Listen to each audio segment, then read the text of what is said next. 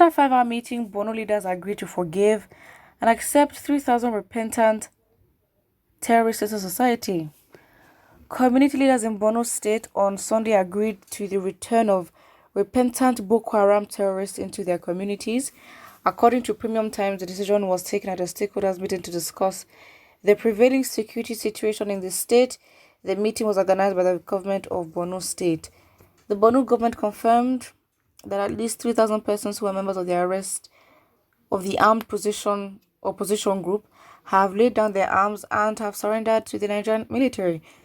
Governor Babagana Zulum, who presided over the meeting, disclosed that apart from the 3,000 ex-terrorists currently in the custody of government, another 900 confirmed members of Boko Haram have surrendered to the Cameroonian forces. Damn.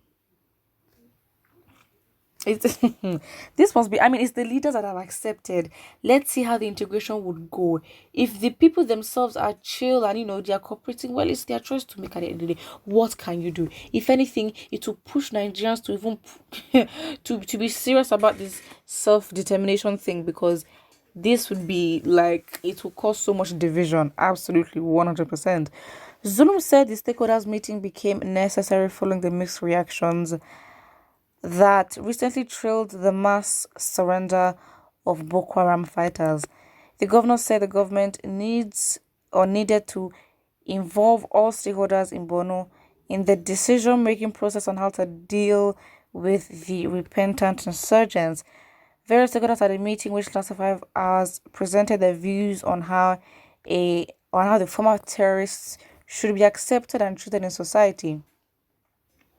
At the end of the meeting, which was attended by many government functionaries, religious and traditional rulers, security operatives, and members of the civil society, the gathering issued a communique detailing their resolve to accept the repentant insurgents. They, however, gave conditions that must be met before the remorseful terrorists are accepted into the communities.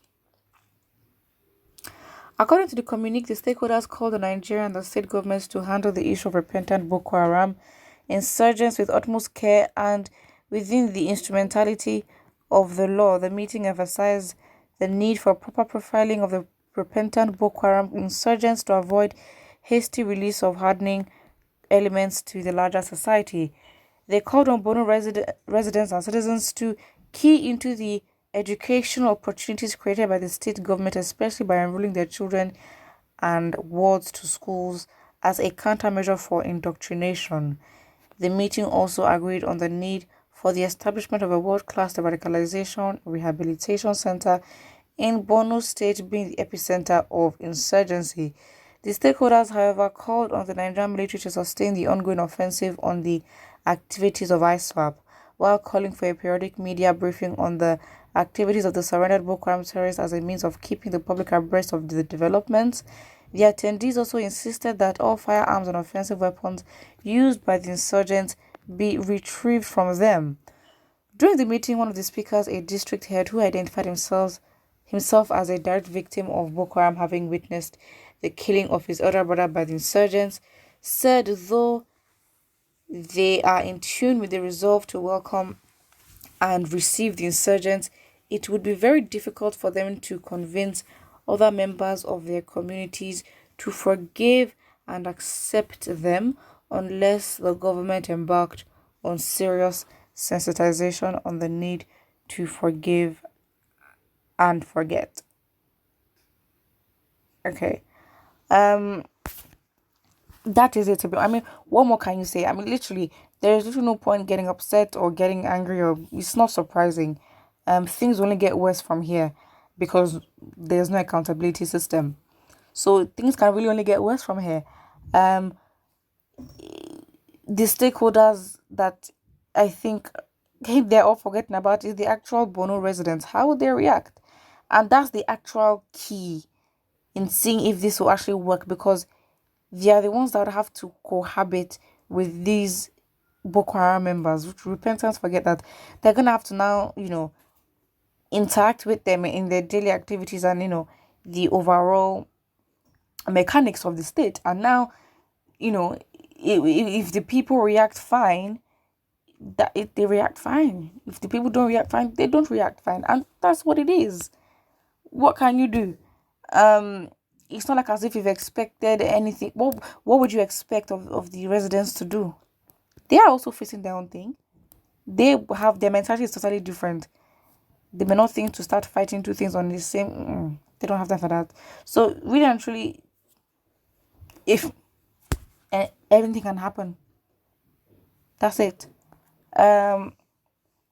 Likewise, every criminal element in Nigeria, persons deserve to be forgiven truly, but consequences will not need symposium from Nigerians. I don't even know what that means. Did they commit the offense against BORNO leaders of the Nigerian state, where all the soldiers killed from BORNO? This selective justice will spell doom for Nigeria. No one has monopoly of madness. Let me repeat that sentence. No one has monopoly of madness. If the BORNO people may not react and see this as very dodgy, Nigeria will react. Because Nigerians cannot just easily forget. Even though, yes, the north was the epicenter and the hub of, insecurity and Boko Haram killings at the time. Oh, it was bad. Very, very bad. Yes, it was. But the expectation is that since that place was the hub and epicenter, the trauma will still be there and the people will not forget. Not that they have not forgotten, but the fact that they'll be disrespected over a situation that has not even been fully cured, even after like over 10 years. It's a problem.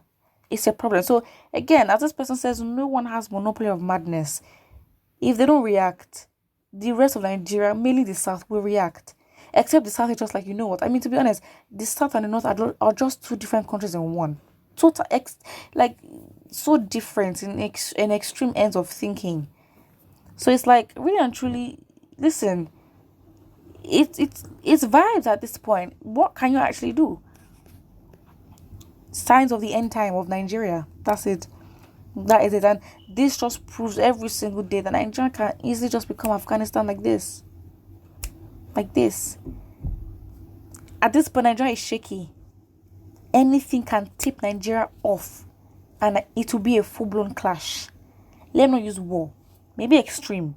But Nigeria is operating on vibes right now. I've got to be careful. That's what it is.